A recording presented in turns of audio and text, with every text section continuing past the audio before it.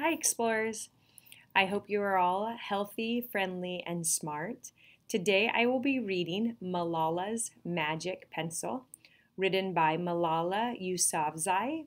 This is a true story about Malala's life. Malala's Magic Pencil. Do you believe in magic?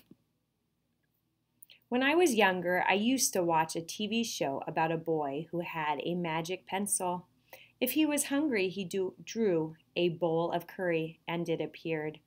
If he and his friends were in danger, he drew a police officer. The boy was a little hero, always protecting people who needed help.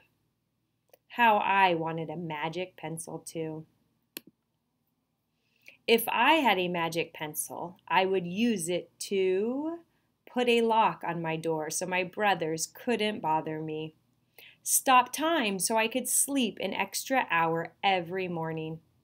Erase the smell of the trash dump near our house. And I would use it to make other people happy. I would draw the most beautiful dresses in the world for my mother, the best buildings in the valley for my father, so he could open many schools where children would study for free. A proper ball so my brothers and I no longer had to play with an old sock stuffed with rubbish. Every night before I went to bed, I wished for a magic pencil of my own. And every morning I would wake up and check my cupboard, but the magic pencil was never there. One day I was throwing away potato peels and eggshells at the dump. I was wrinkling my nose and swatting away flies and making sure I didn't step on anything dirty in my nice shoes when I saw a girl about my age sorting trash into piles. Nearby, boys were fishing for metal scraps using magnets on strings. When my father returned home from work, I told him what I'd seen. It made him sad. "Abba," I said. "Yes, Yanni," he said back. I always liked when he called me dear one. "Why haven't I seen that girl in my class?" "Because," he said, but he didn't finish right away. "Because, Yanni, in our country, not everyone sends their daughters to school, and some children must work to support their family. The boys will sell the metal scraps they find. If they went to school, their families would go hungry." School was my favorite place, but I had never considered myself lucky to be able to go. My father had always said, "Malala will live free as a bird." Now I wondered how free I'd truly be.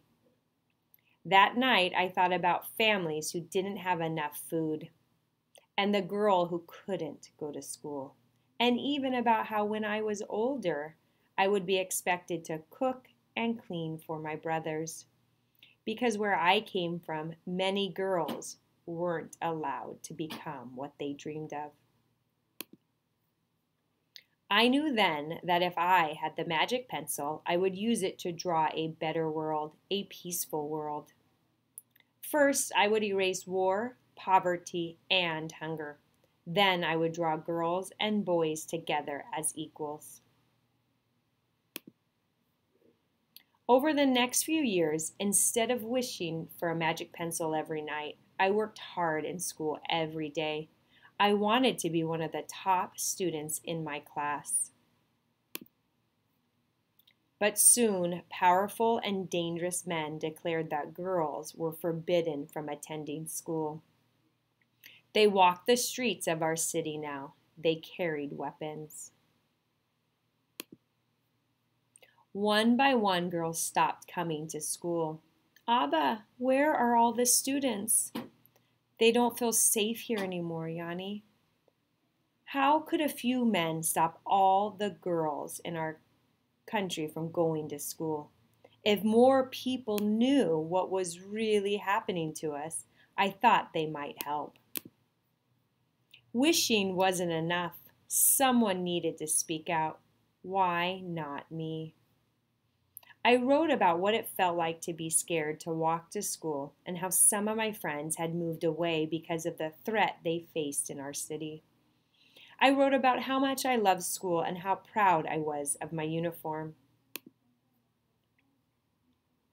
Once I started writing, I didn't stop. I wrote speeches and traveled around my country, sharing my story. I even talked to a reporter from a famous international newspaper. People actually wanted to learn about my life. I spoke for all the girls in my valley who couldn't speak for themselves. My voice became so powerful that the dangerous men tried to silence me, but they failed. And now my voice is louder than ever, louder because people have joined me, and together we make a chorus, standing up for what we believe in. We raise our voices for those in need, help people in danger, even if they are an ocean away. Think of the world as a family. Do you still believe in magic? I do. I wrote alone in my room, but people all over the world were reading my story. Millions now know it and helped me spread my message of hope. I had at last found the magic I was looking for, in my words and in my work. I am Malala. I've always wished I could make the world a more peaceful place. And every day I work to make my wish come true. One child, one teacher, one book, and one pen can change the world. I wanted to share this story because I think it has such an inspiring message. Again, it is a true story of a young girl, Malala, who grew up in Pakistan, and she wrote about the injustices and the things that she did not think were fair, and how she used her voice, how she began by writing and then eventually giving speeches to speak for those who could not speak for themselves and to help make the world a better place. So she has spread a message of hope and the message that boys and girls should be treated equally and all deserve an education. So thank you for joining me for my Read Aloud.